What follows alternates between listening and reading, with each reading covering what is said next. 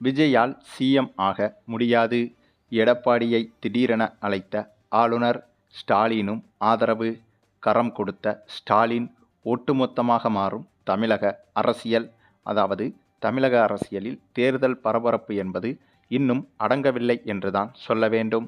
அதற்கு காரணம், தமிழகத்தில் தேர்தல் ஃபீவர் தொடங்கியதிலிருந்து ஒவ்வொரு கட்சிகளின் பிரச்சாரம், அதன் பிறகு வாக்குப்பதிவு, அதன் பிறகு வாக்கு எண்ணிக்கை நிலவரம் என வாக்கு எண்ணிக்கை நிலவரத்தோடு இந்த தேர்தல் ஃபீவர் முடிந்துவிடும் என்று நினைத்தபோது, தமிழகத்தில் போட்டியிட்ட எந்த கட்சிக்கும் வெற்றிக்கு தேவையான பெரும்பான்மை கிடைக்கவில்லை என்ற அந்த ஒரு நம்ப முடியாத ரிசல்ட்டை தமிழகம் சந்தித்தது.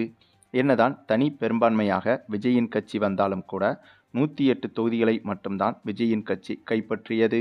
ஆனால் ஆட்சி அமைக்க பெரும்பான்மைக்கு தேவையே 118 தொகுதிகள். இதனால் விஜய் முதல்வராகும் அந்த ஒரு முடிவை ஆளுநர் தற்காலிகமாக நிராகரித்திருக்கிறார். அதே சமயம் மற்றொரு புறம் தமிழக மக்கள் கொஞ்சம் கூட எதிர்பார்க்காத இன்னொரு அதிசயமும் நடந்திருக்கிறது. அது என்னன்னா, திமுக கூட்டணியும் அதிமுக கூட்டணியும் இணைந்து ஆட்சி அமைப்பதற்கு முடிவெடுத்திருக்கிறது.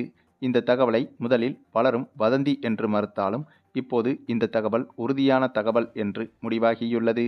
அதற்கு காரணம், திமுகவிற்கு விஜய் ஆட்சி அமைப்பது கூட பெரிய விஷயம் கிடையாது. ஆனால் காங்கிரஸ் கட்சி துரோகம் செய்துவிட்டு விஜய் கட்சியோடு கூட்டணி போட்டது என்பது திமுகவை மிகவும் பாதித்துவிட்டது. ஆகவே விஜய் கட்சிக்கு பெரும்பான்மை இல்லாத பட்சத்தில் அதிமுக கூட்டணியும் திமுக கூட்டணியும் இணைந்தால் 118 முதல் 119 சீட்டுகள் என்ற அந்த ஒரு பெரும்பான்மை கிடைத்துவிடும். ஆகவே எளிதாக திமுக அதிமுக கூட்டணியால் ஆட்சி அமைத்துவிட முடியும். அதே சமயம் திமுக அதிமுக கூட்டணி இணைந்தால் யார் முதல்வராக தொடர்வார் என்றும் எதிர்பார்க்கப்பட்டது.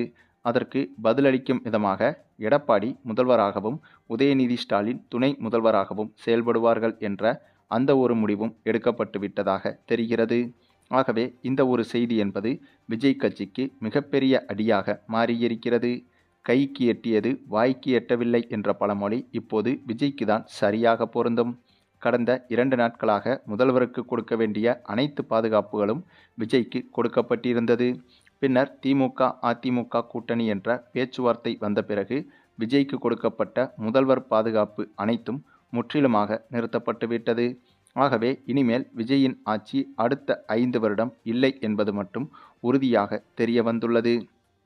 இந்த ஒரு செய்தி தமிழக மக்களுக்கு கேட்பதற்கு ஆச்சரியமாக இருந்தாலும் இதுதான் உண்மையும் கூட. அதற்கு மிக முக்கிய காரணம், காங்கிரஸ் திமுகவுக்கு செய்த துரோகம்தான்.